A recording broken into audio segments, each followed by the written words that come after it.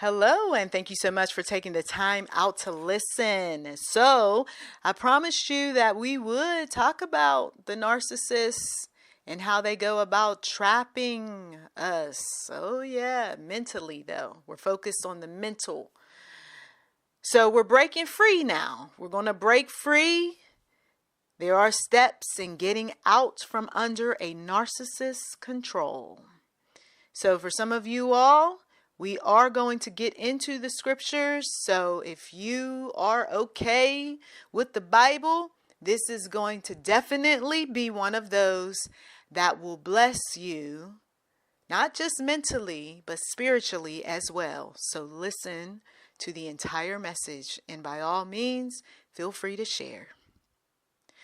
So in the last message, we talked about how draining, how challenging it is to be in a relationship connection of some sort with a narcissist who gives you false hope, false promises, has this yellow brick road type of psychology, if you will, where they're promising to lead you toward achieving your goals, all of that, but instead the paths that they put you on are deceptive, and unfortunately they lead you astray. So now we're getting into the person who's already trapped mentally by the narcissistic cult leader, the narcissistic spouse, the narcissistic mother, father, sister, brother, narcissistic cousin, someone who has such a hold that you feel bad and you thought you were in something, and you're looking at somebody else and saying, wow, yeah. Because see, you may be on your way out. The reason why you're listening to these messages and feeling inspired and encouraged and moved. You may be already out and you just don't want to end up going back to. And that was something else that I got into in the last message. I don't want you to go back. So I try to make these messages so cutting sometimes that you're like, let me start getting my stuff together. Let me get my head right. Let me create my plan. Let me get my support system. You see. So trapped, okay? Trapped is what I heard when I was thinking about this message.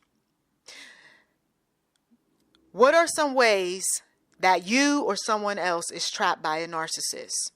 If there's gaslighting involved in the relationship, isolation, manipulation and control, triangulation, love bombing and devaluation, silent treatment, hoovering, projection, fear and intimidation, undermining self-confidence.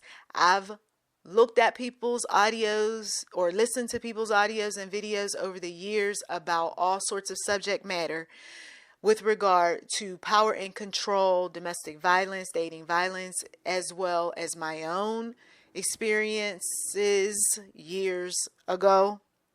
And these are common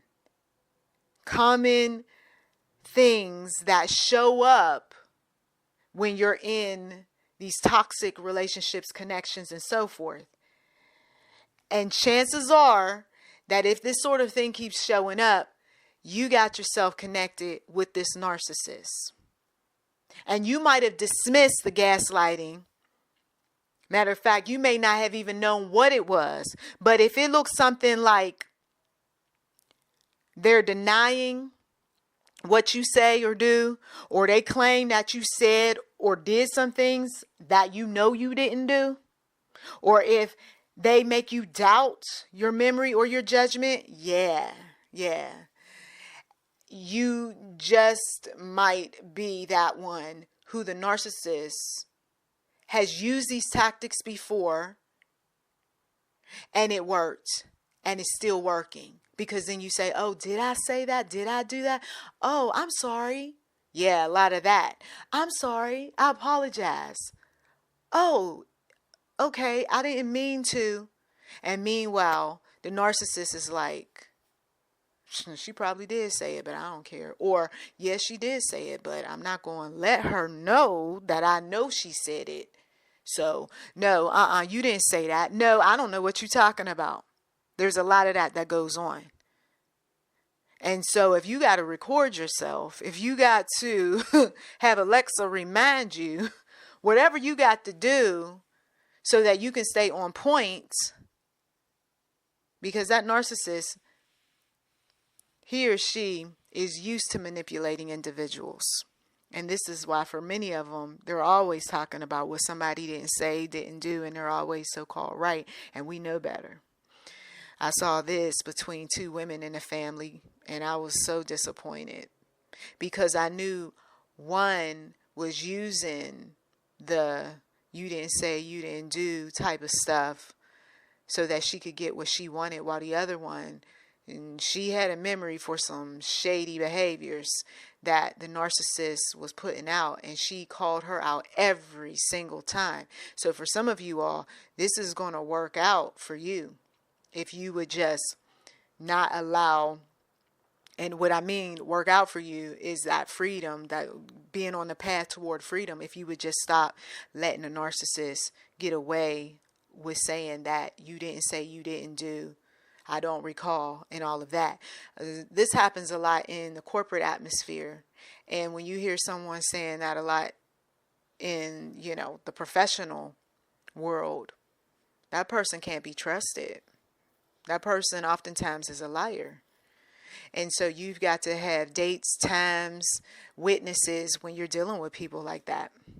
So what we're going to do, if we see this sort of thing show up, where a narcissist is gaslighting you, you're going to feel the disappointment, the anger, because you know that what they're saying, what they're doing is so wrong.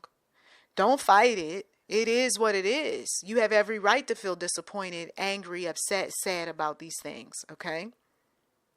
And that their behavior is harmful. It is manipulative. And when you recognize it for what it is and you don't make excuses, then you're headed on the right path.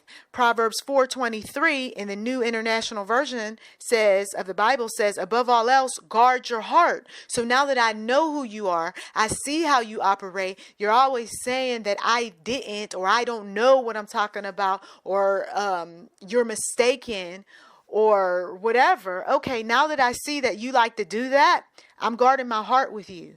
No, I don't trust you. You see? Bible says, above all else, guard your heart, for everything you do flows from it. I'm not going to let the narcissist get the best of me. I'm not going to allow that narcissist to make me so bitter, so angry, so resentful that I treat the rest of the world in a mean-spirited, negative way because of what was done. No, don't ever give the narcissist that kind of power. And somebody, I feel in the spirit, that's what you're doing, because you're going through so much with that husband, or you're going through so much with that girlfriend, you see, or wife, or boyfriend. See, too much of that goes on. Sometimes at the workplace, you're going through so much with that one, and then everybody else pays the price. That's not good. That's not good at all. And God, He sees. So you don't want to be on the wrong side with the Lord, because you won't deal with how that narcissist is making you feel. When you're feeling isolated from your friends and family, sometimes you don't feel it. It just creeps up on you one day, and you realize it may have been months, it may have been years that, I gave up all these opportunities where I could have connected with my friends and family for this person. And yet I went on and I did, and you can fill in the blank of whatever that is. This can happen within the workplace, and it looks something like this. This is my crew over here. We've worked together really, really well. And now that the narcissistic manager has showed up, it seems as if the narcissistic manager is pulling me away from my crew. You say it's just jealousy. No, it's isolation. Sometimes it may be jealousy, but a lot of times though, it's just if I'm the devil, or if I can pull you away, then I can manipulate you and I can get you to do what I want when I want you to do it. Yeah, that's power and control. Shady, right? Which leads us into manipulation and control. So the narcissist is going to use this emotional manipulation, right? Basically to get their way. Guilt's going to show up, fear's going to show up, charm, all of it to control you or to control people around you. And then they're going to steer you toward whatever they want to happen. Some type of outcome, whatever that might be. Maybe the outcome is they want you to give them money. The outcome is they want you to not give to someone else. The outcome could be they don't want you to move on with your life. Now that you have broken up with them, now they're trying to figure out ways to keep you close. They may use your children. How come you don't come around dad anymore? How come you don't love on dad like you used to? I mean, dad really misses you. And you see? When we talk about triangulation, because I know some of you all listen to audios and videos on other channels, and I've got some older ones. Just to refresh a bit, this is when the narcissist is bringing that third party into a situation. And when they do it, they're creating all sorts of conflicts. They want to manipulate situations once again. And so I remember being in something like this, and I talk about triangulation in my book, Tell Me Mother You're Sorry. So there was this comparison that was going on, okay? And mothers can do this sort of thing. Sometimes they know what they're doing, sometimes they don't, you know, because, hey, I just need you to do something for me, and whoever's going to do it, then, you know. But there's this comparison that goes on. Or they'll get another sibling or another relative involved, knowing full well, though, that it's going to cause confusion. And the aim is to ultimately control you. So you're sitting up there thinking this is an A-B conversation, and next thing you know, narcissist has brought C into it, and you want C to see their way out of it. And the narcissist is still bringing that person into the conversation. And I remember approaching a relative years ago via phone, I should say, because that's how this conversation occurred. It wasn't approached like in person. And I wasn't spending the airplane money to go and have this conversation. But I told the person that I had to do some cutting away and cutting off. Just summarizing the conversation because it was a little lengthy, but I had to do some cutting away and cutting off because there were conversations that should have never reached your ear, period. And I knew what the game plan was. I didn't get into all of my behind the scenes thinking on it, but I knew the game plan was that if so much of that conversation was going to the third party, that when I would finally see the third party in person, that individual who the narcissist was using, that one was volatile, was a hot temper. And so there would have been confusion, and the narcissist knew it, and it would have been their way of paying me back for times that I didn't do what they wanted. I know, messy, right? Get that one who, what she said, she did, what? Yeah, you know, that's why sometimes the narcissist will get the hot-headed, you know, the temperamental, the one who lacks self-control, so that they can watch you get either verbally or physically beaten right in front of them. I know, messy, right? So then, of course, when the narcissist knows that they're undeserving of getting anything right now because you said something like, I barely know you, or we're not that cool, or I just started working here. There is, even at the workplace in some strange way, there's all this love bombing. So everybody loves you. I love you. Here. And you get whatever you want, when you want it, how you want it. Okay, great. And then one day, cut off. Now they're finding fault with you. This is where that the devaluing comes into play. The devaluation comes into play. Okay. So you're questioning your worth, and then you're relying on them for validation. They got you right where they want you. A spouse can do this. A manager can do this to employees. A spouse will say, oh, you didn't do what I wanted, and so that's why I had to do what I had to do. And, I mean, I don't know what to tell you. Oh, I know that's triggering for some people. So these sorts of things are taking place. So let's take a pause, because we're five traits in. Okay. 5 tactics in. Let's get some scripture. So I have this person who's isolating me from my others, right? From people who I love, care about, what have you.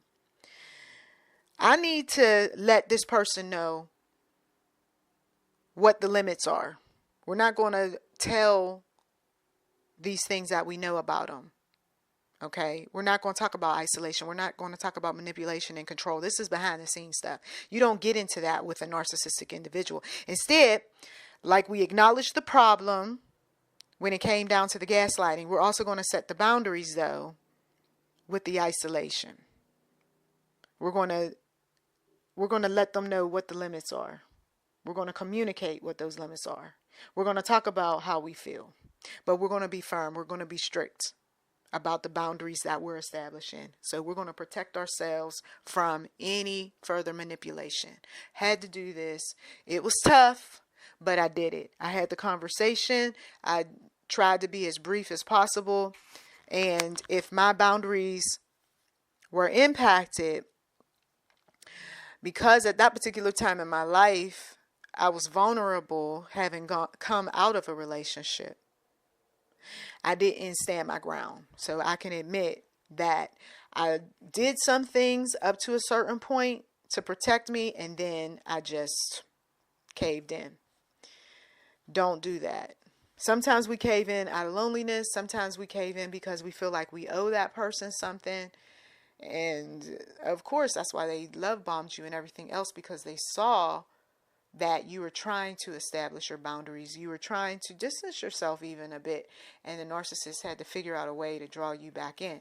They didn't know if you were dating someone else. They didn't know if you were starting not to like them or what have you. So this is why they did what they did. And when those things started happening, I shoulda, coulda, woulda, should have said, listen, I appreciate all of these great gifts and the time that you're spending with me, but I really need to fall back because I think things are moving a bit too quickly, and I do value my space. I just came out of a relationship, and some of you all know the rest because you did it, and this is why that narcissist is not in your life, because you shooed them away when you started establishing your boundaries. So, and therefore, you're not isolating yourself either. You still got your friends, you still got your family, and if the person has a problem with it, then we know that something's wrong with them. Okay? Something's very wrong, and we don't sleep with folk like that. We don't connect with people like that. We distance ourselves early on before marriage and babies and everything else. So, I can admit, back then, Proverbs 25:28, like a city whose walls are broken through is a person who lacks self-control. Yep. And being intimate with someone We'll do that. So then, of course, well, the narcissist is manipulating me and controlling me, and I recognize that, Nicole. So what do? We got to limit our contact. I've said this time and time again. Either go low contact or no contact. We have to reduce our interactions. But I live with him. Okay, and you still are going to limit your contact. Oh, yeah. Who said that you have to be in that man's face all day, every day? Who said that you have to report to that man like he's a sergeant? Who said that you have to be the sibling who always has to check in on your sister? Unless she is disabled and she can't do for herself. But see, there are those influences around us, and sometimes they could be narcissistic influences, okay, that are there to get you to be like a slave to the narcissist. So the narcissist is basically hooking up the narcissist, helping the narcissist out. And you're dare we say it, the monkey in the middle. And you got the narcissist on the right, hit you on the head. And the narcissist on the left, hit you on the head. And you're just popping up and popping down and popping up. And, like you're playing like a game of whack-a-mole with yourself. In between the two, you're like the meat between the buns. Oh, I gotta make light. Look, either way though, once you think about that, really think about that, you're like, enough is enough. So you start to reduce your interactions with the narcissist as much as possible, right? And this way, hey, you can't control me. You can't manipulate me. You might have to move out of that town, that city, that borough, that country. Proverbs 22, Proverbs 22, 24 and 25 in the NIV. Do not make friends with a hot-tempered person. Do not associate with one easily angered, or you may learn their ways and get yourself ensnared. So she's all in her feelings because now she sees that you are not wanting to be around her, or you don't want to call her, or you don't want to see about her in the next room. He is upset and he's trying to punish you by walking around with the pouty face and banging cabinets or barking orders at you. When? When are you going to come up with your plan to get your own money, your own opportunities, sell some stuff or whatever else? It takes some time, but by God, you're going to do it. You see? And if it's a situation where it's a person who I don't know what I can do because they're disabled, or I don't know what I can do because this person is ill right now. Okay, so that's why you're going to talk with a counselor about that and see what type of supports that is out there for that person to live away from you. Okay? All right? Or you might have to live away from that person because that's not your house and you don't pay any bills. See, a lot of things can be done when you're willing, when you're making the calls, when you're disciplined, focused, determined to get out of that thing. I got a son who says no excuses. No excuses. All right. When we spoke of triangulation, I was thinking about how in situations like that, it can be hard to figure out what's really going on, depending on who that narcissist is reaching out to. And what exactly is that person saying? Because sometimes people won't say that I know all about you because the narcissist told me. So this is why you got to have your own supportive network that has nothing to do with your narcissistic spouse, boyfriend, child, whoever, narcissistic manager. Talk to people who you trust about what is going on, what you suspect, and see if they can offer you some guidance and some support. What I did was and to this day, I still have my own crew that no, they do not know my relatives like that. Okay. These are my go-to to keep my head on intact. Okay, so I systematically surrounded myself with people who uplifted me, encouraged me, in the church, out of the church, all of that. And for some of you all, that's why the narcissist gets the best of you, because he or she knows that you're not into people, you don't like to go places, you don't like to do this and that, and they got you like that though. That's the thing. You remember how you were long before you met her, long before you met him, long before you returned back to the old hometown. And you felt better back in those days, right? Okay, so then let's get the good old days back again. And let's not allow these manipulative, controlling people to get the best of us. Ecclesiastes 4, 9, and 10 in the New International Version says, 2 are better than 1, because they have a good return for their labor. If either of them falls down, one can help the other up. So when I show up with my issue, what have you, I know my network got my back. You see. So, very good stuff. I'm telling you. Whew. So, all of these gifts that showed up, because some folks, they don't even know the narcissists are like that. Matter of fact, they don't really know how to define whoever they're involved with. Some of these things, yeah, I think they apply, but okay. So you got that one that hooks you up with the great gifts, right? Helping you out, paying the bills, just constantly doing some really good things for you. What do you think the strategy is, right? We talked about it earlier. You see, it's once again to get you to trust that narcissist, to get you to just love on that narcissist, but then in time, they're going to devalue. Okay? And when this is going on, this is why you have so many videos and books and resources that are out here. You have to educate yourself. You have to educate yourself on why this person is acting like this, how you can protect yourself, all of it. The more you learn about narcissistic behavior, and I've been learning this for years, okay? It wasn't no read a paragraph overnight and then, oh, suddenly I got this. No, I had to go through some things as well. So I learned about the narcissistic behavior, how it works, all of that. And then I said, now that I know these things, I'm not going to expect anything more from this one and that one. You see, because the love bombing is over with. The honeymoon period is long over with.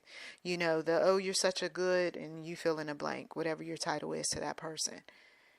And now you're such a bad, you see. So the more knowledge that I learned about this person's personality, the better that I felt. And then I started making all sorts of decisions. Okay. And there was another person and another. And I was like, wow, it's like a plague. You know, all these different narcissists.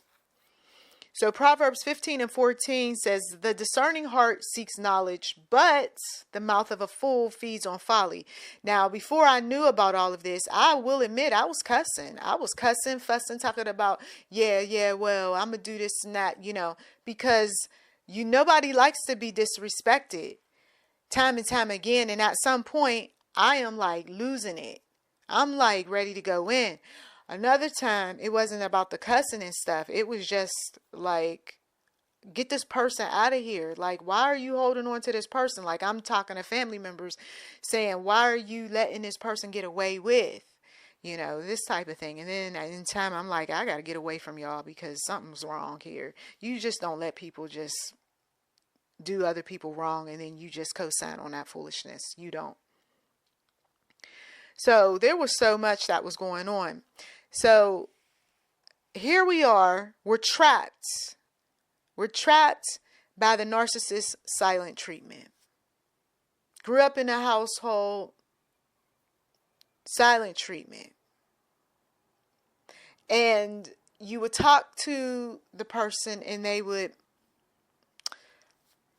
act like you weren't there. And then eventually when they said something, they were saying something to punish you, and you're saying it's not that serious. But to the narcissist, oh, it's always a big deal when they are suffering narcissistic injury, and that's a whole nother topic, you see.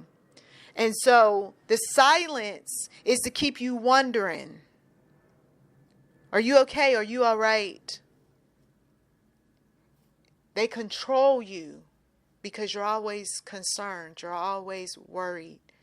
I watched women, especially women, get mistreated by the silence. It's not always about somebody getting slapped, kicked, punched, and all of that. Get mistreated by the silence. That man hurt her. I don't understand why, he's acting that way. Oh, that man. What's up with these men? You see. So next thing you know, the woman is all nervous. Her hand is shaking. Another woman, she's dropping stuff. Women yelling at the kids. Not feeling certain that they were getting the right thing or making the right meal, or just unsure of themselves. And then some people just doing it, parent and daughter, parent and son, silence. I don't know what I did for her to treat me this way. I don't know why my mother always wants to shut down. What did I do that was so wrong? I mean, how do I fix this thing? That's what they are doing, is messing with you in such a way where you're on the narcissist mind, and then you're going to fall suit into whatever it is that they want you to fall suit. So if you haven't given up something or paid for something or seen about them or participated in the chores or whatever else, silence. I'm not getting on I love you today. Silence. You're not going to help me out with? Silence. I look pretty nice, don't I? Silence. You see? Did you hear anything I just said? Silence.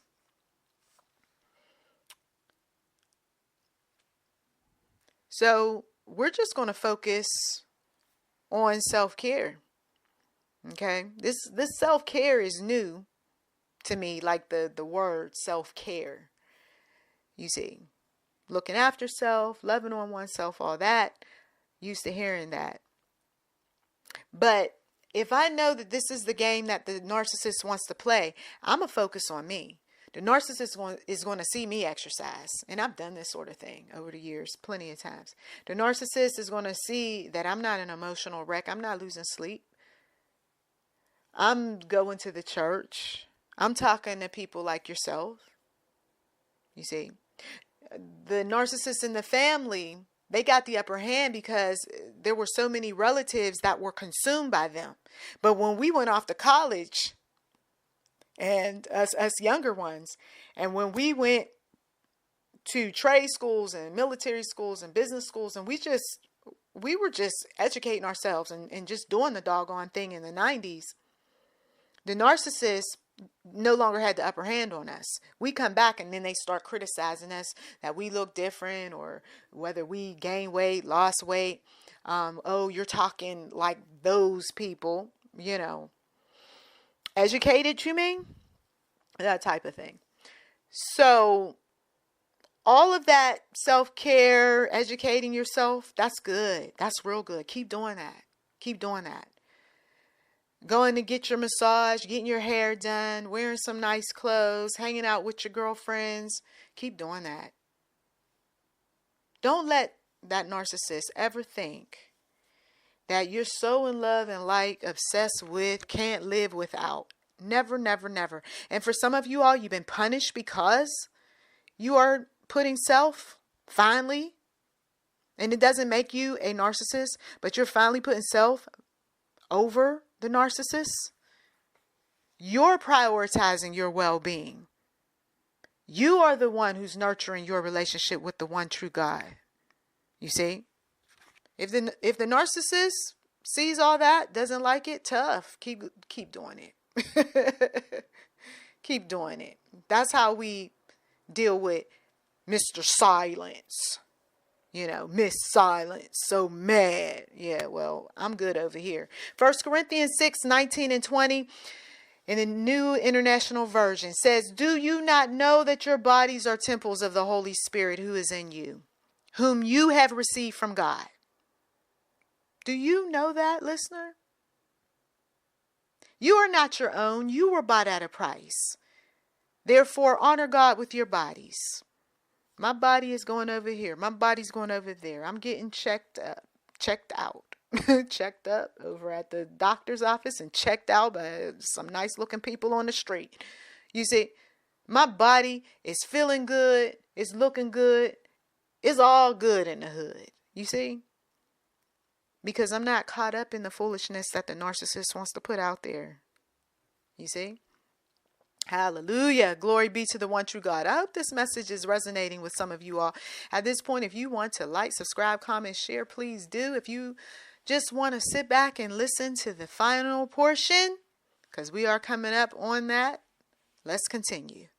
So, hoovering. I know some of you all have heard this word. When I first heard it, I was like, what is that? And I started thinking about the Hoover vacuum cleaner. So let's say that you finally got to a place where you've created the distance, you cut the narcissist off, you broke up. Hey, good for you. The narcissist is going to try to reel you back in. I touched on this earlier. So here we go with the love bombing. Oh, the affection, the apologies, the false promises from the last audio, promises of change, all of it. So you get caught up in this cycle of hope and disappointment. How did I get here? Because the narcissist reeled you back in, once again, with the affection, the apologies, and the promises of change. That is hoovering. So if you needed a word for why you keep getting brought into this cycle, that is the word, hoovering. So what do we do, Nicole? Oh my goodness, you see. So when this sort of thing was happening with my abuser years ago, I prayed because I knew that I wasn't strong enough yet to leave. My stuff was at the house. My body was at the house. I'm still hugging and kissing on this man. He is taking me to work. He is picking me up. He is making me feel like I am so special. And then when the day-to-day, the routine shows up, and he's back to devaluing, all right, and the silent treatment and what do you need to go over there for? Talking about I'm going to go over to my mom's house or something. Oh, weren't you just over there? This sort of thing. So there's this strength and wisdom that I'm praying for. 1990s. Wasn't just him. There were other guys that I dated too. And I'm picking up on some things I don't like. It's not feeling right. I don't know what it is because I'm not saved, sanctified, Holy Spirit filled. At the time, I'm just getting hit with a lot of demonic activity. But the people of God were patient with me. And they were praying strength and wisdom for me as well. So I turned to God for guidance. And even to this day, you're listening to the audio. I'm about turning to God for guidance. So I'm taking this time out, and I'm during that time, I should say, and still even now, taking the time out to pause and asking the Lord to lead me, to guide me, to give me the strength to navigate my journey.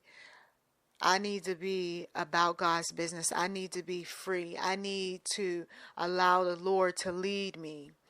And I can't do this with the narcissist in my ear, you see. And so in time, God was listening to my prayers. God was listening to those who were praying for me, because I would hear these sorts of prayers too. When I would periodically go to the church with my abuser. Yes, my abuser was a believer. So 1990s was tough, but I got through it. Because, like I said, I was getting hit on all sides. Primarily just the demonic wanting to keep me from being who I am to date. James 1:5 says, and this is NIV as well, if any of you lacks wisdom, you should ask God, who gives generously to all without finding fault, and it will be given to you. So I mentioned this particular scripture in the last audio, and I just want to share a bit more about it. If I'm making these decisions with the narcissist that people on the outside looking in are saying, girl, that's stupid, that's foolish, that's dumb, what have you. And I recognize that about myself. I should be asking God for wisdom. I should be asking God for wisdom. And what I found, and I did do this, just so you know, years ago, what I found is he did just that. And you see audio after audio on this channel. God did it. Evidence and proof is right there on that channel. It's like a spiritual vending machine. You can pick whatever topic, and there should be some type of audio or video about it.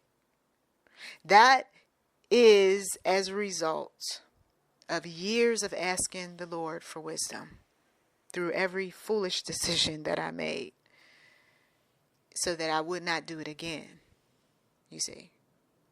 Because it gets expensive if you find yourself having to keep showing up at the hospital behind messing around with someone who is a narcissist.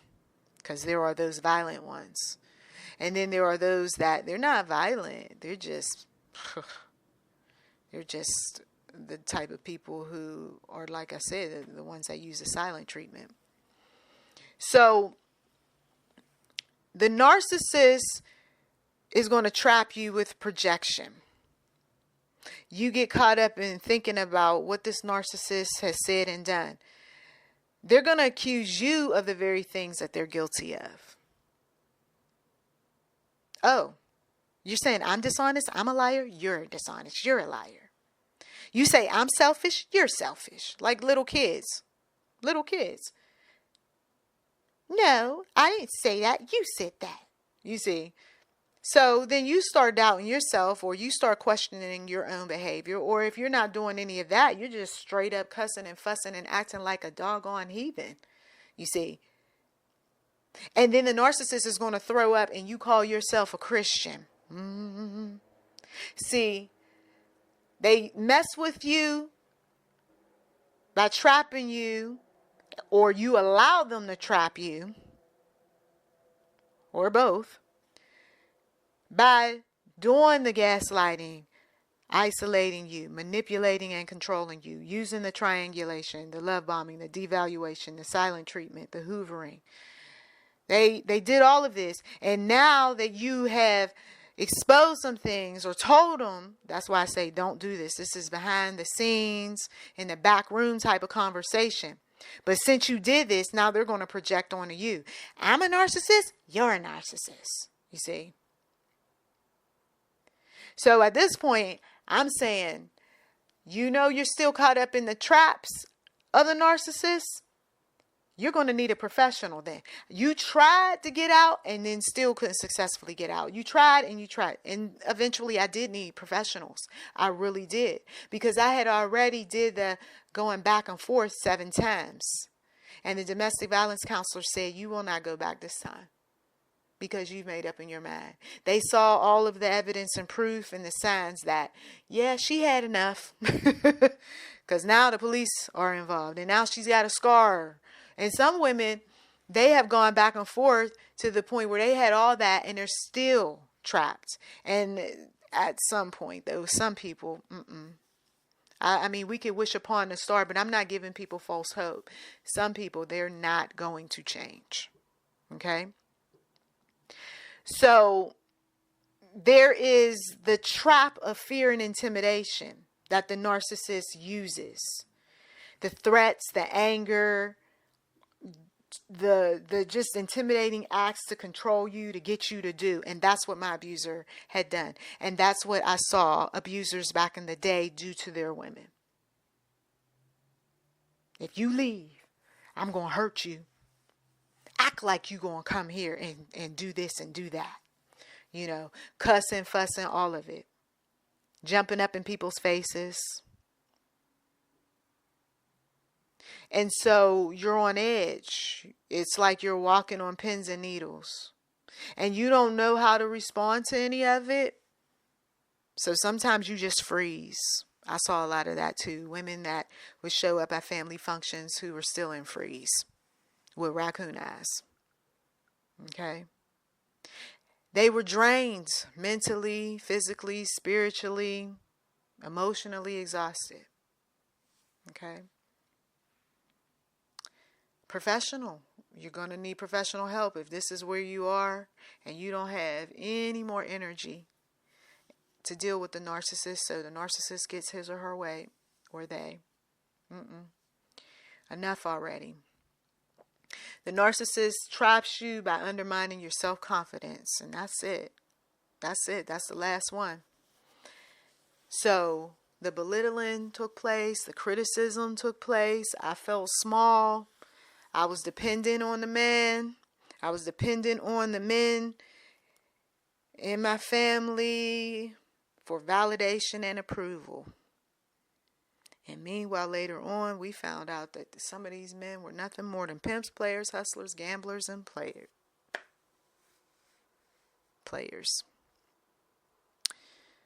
So, those of you all who know too something about pimps, players, hustlers, and gamblers, you know that all of the above, or at least the majority of these things, they will do.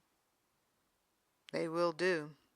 So when you recognize all of this is going on, you set those boundaries, you seek the help from those who you trust, from the professionals, you break free from the mental traps. The demonic does all of this. The demonic doesn't want you free. Remember that. The demonic wants you to be in bondage, even though you're not physically in a jail. But it feels like jail, doesn't it? When you're mixed up with mother, father, sister, brother, cousin, boyfriend, girlfriend, who is so self-absorbed, so self-centered, the world revolves around them. It feels like jail. I gotta see if I can go out with you. Girl, I don't know. I mean, I just don't want to deal with his silent treatment. I just don't want no drama. That's why I'm not calling you. See, some of you all, you're putting your mouth on things and you don't realize what that woman's going through, what that man is going through, living with that person. So you stop judging, stop assuming that you know something that you don't know. If she hasn't come and sat down, the victim, if she hasn't come and sat down and talked to you about what's really going on, don't make any assumptions. Because it could be something that would blow your mind. And all the while you were thinking one thing that the narcissist put in your head, the narcissistic brother, sister, right? Half sister, half brother, stepfather, stepmother, put in somebody's head. And you're assuming all sorts of wrong things about the child of God. And this is why some individuals ended up being swept under the rug right along with the narcissist when God put his vengeance to work. Oh, well, why did she end up falling by that as well? Whatever the narcissist had been putting out. Because she was just as guilty. She was one of the narcissist's flying monkeys. Or he was. So they all got swept under the curse. So break free. Break free. I gave you some steps and some personal experience, some biblical scriptures, and even some psychological terms to help a huge audience overcome from this self-absorbed, self-centered, also known as narcissists. Thank you as always for taking time out to listen. You've been listening to YouTube, Enterprise 7. Feel free to like, subscribe, comment. Thank you so much to those individuals who have been supportive of this channel by sharing, liking, subscribing, and commenting. We would love for you to give to this channel. There are links in the description box, won't you? Thank you and blessings to you.